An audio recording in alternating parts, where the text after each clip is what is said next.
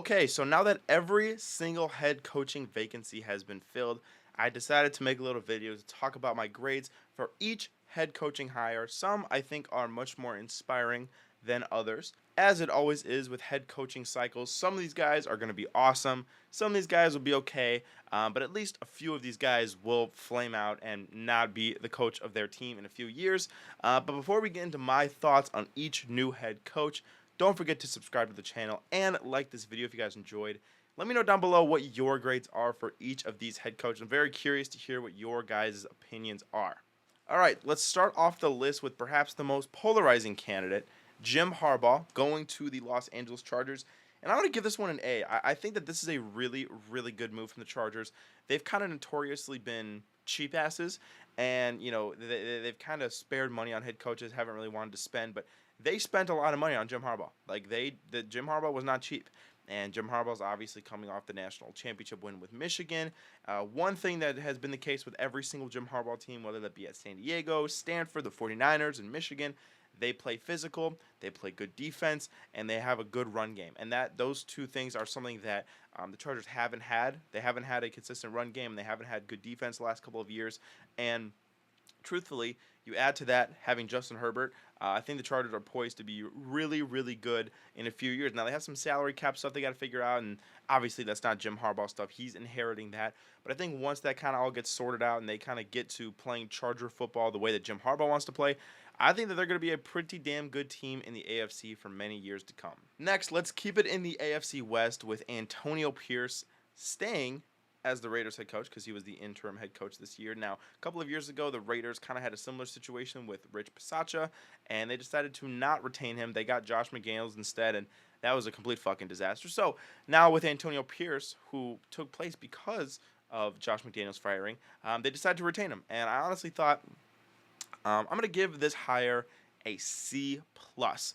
I give them points because they definitely did listen to the players, and I think those players would have revolted. Everything I've seen, Antonio Pierce is a player's coach. He's got the support of the guys. He owns the locker room. Those are all really good things. But I just question his staff building ability.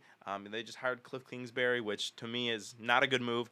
I just wonder how he's going to be like over a full season. There have been a lot of instances where interim head coaches have finished out the year really strong, got named the head coach the following year, and then were just disastrous. The number one example that comes to my mind is Freddie Kitchens for the Browns.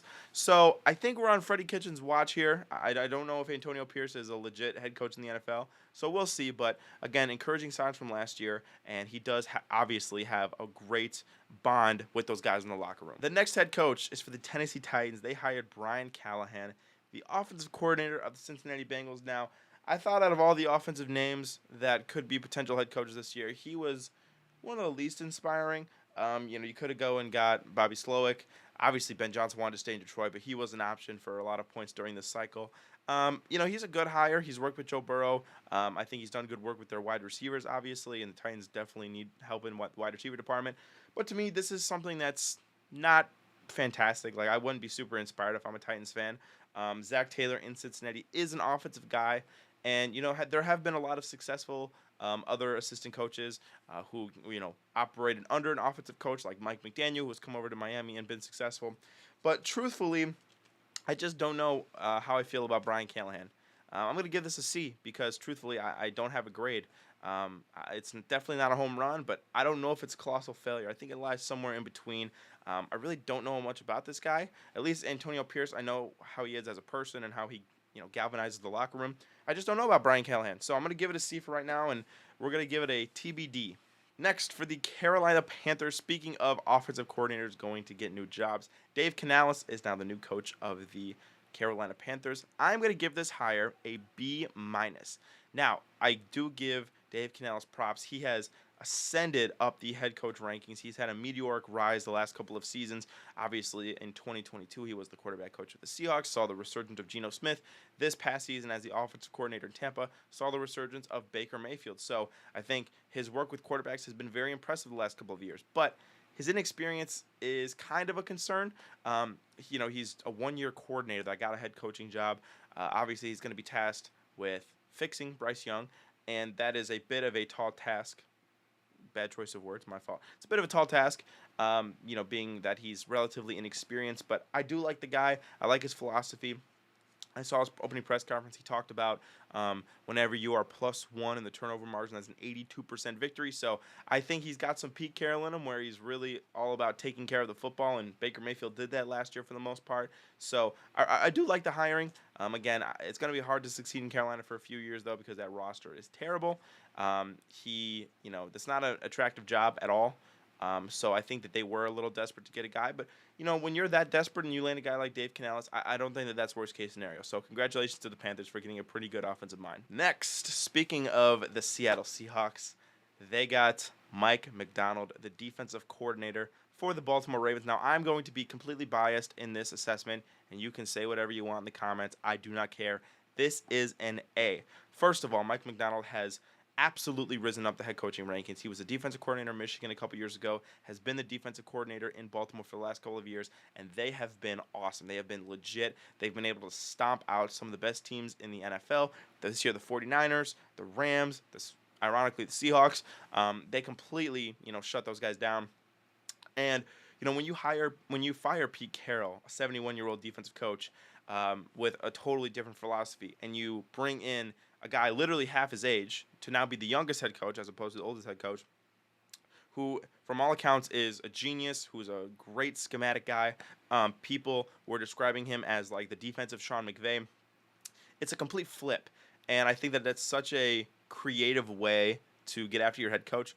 I mean, these guys have to play McVay and Shanahan 4 times a year. Like, you got to get defense. And as much as I wanted Ben Johnson, I do think the philosophy of, hey, we would rather, instead of fighting fire with fire, we would rather fight fire with a big-ass gallon of water. And that's what Mike McDonald is. That's what he's hopefully going to be with Seattle. He was one of the most sought-after candidates. Obviously, the Seahawks waited. They were the second-last team to hire their coach. They waited. I think they were down to Ben Johnson and Mike McDonald. And when Ben Johnson took himself out of the race, I think they were more than happy to get Mike McDonald. I think that this is an A. It's been pretty much universally panned by everybody in the NFL community, and I think that's how you know it's a pretty good move. So I'm going to give Mike McDonald to the Seahawks an A. Am I biased? Absolutely. But I think it's a great move. Speaking of Seahawks coaches, both in the past tense and in the potential tense of him becoming the new Seahawks head coach, people were saying Dan Quinn is headed to the Washington Commanders. Now, I am going to give this move a C-, maybe even a D+. I really think they, along with Seattle, played the waiting game. And unlike Seattle, they were not successful in that.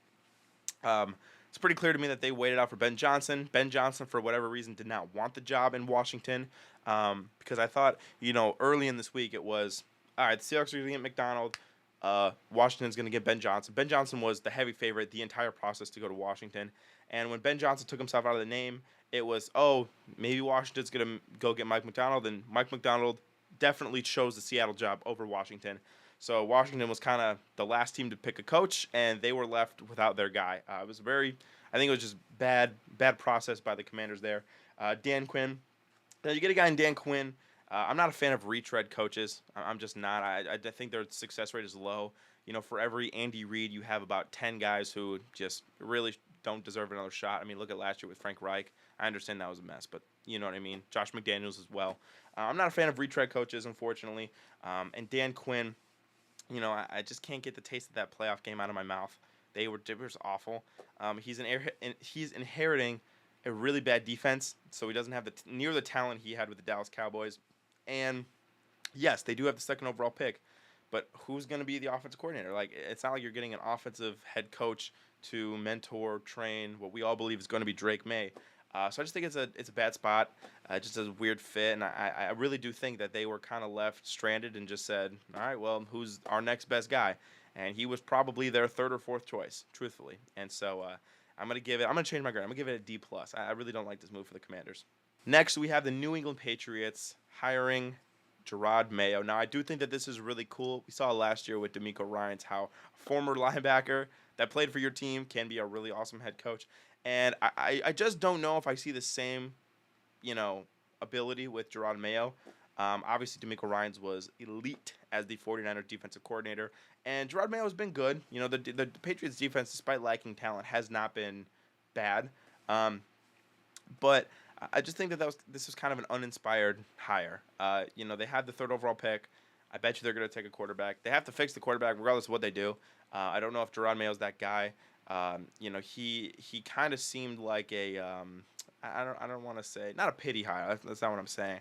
Almost like this is our bridge from Belichick to our next great head coach. To me, I'm going to give it a C.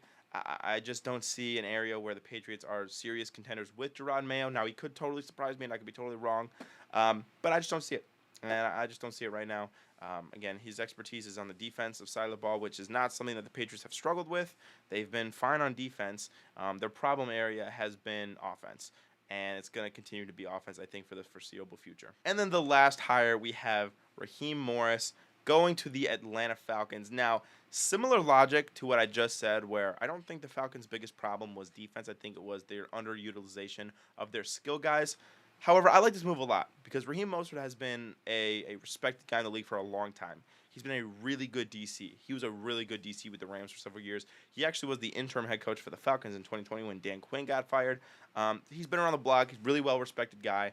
And I think him going to Atlanta is a good move. I think they need a grown-up at coach. I think they need a guy who's going to hold the organization accountable. I think it was very evident that Arthur Smith lost his players, lost the locker room, and I don't think that's going to be a problem with Raheem Morris. I think that he's a very well-respected dude, well-spoken. I'm going to give it a B, like I said. I think that he's just a really good coach. Again, not an offensive guy. They really got to fix the quarterback, so his coordinator choice is going to be big. I heard that they're getting the passing game coordinator from the Rams, which I think is a good idea. A lot of the McVay guys are good with quarterbacks. That's another thing is he's worked with McVay, so I'm sure he's picked his brain a little bit, has been able to make friends with a lot of his assistants. I do like this hire for Atlanta. Again, this division is not very good, so you improve at head coach with a talented roster, and I think that we can see the Falcons win this division sooner rather than later. But those are my grades for every head coach in the NFL hiring cycle this season. I hope you guys enjoyed the video. Don't forget to subscribe. And let me know what you guys think of my rankings down below. I'll talk to you guys in the next video. Peace out.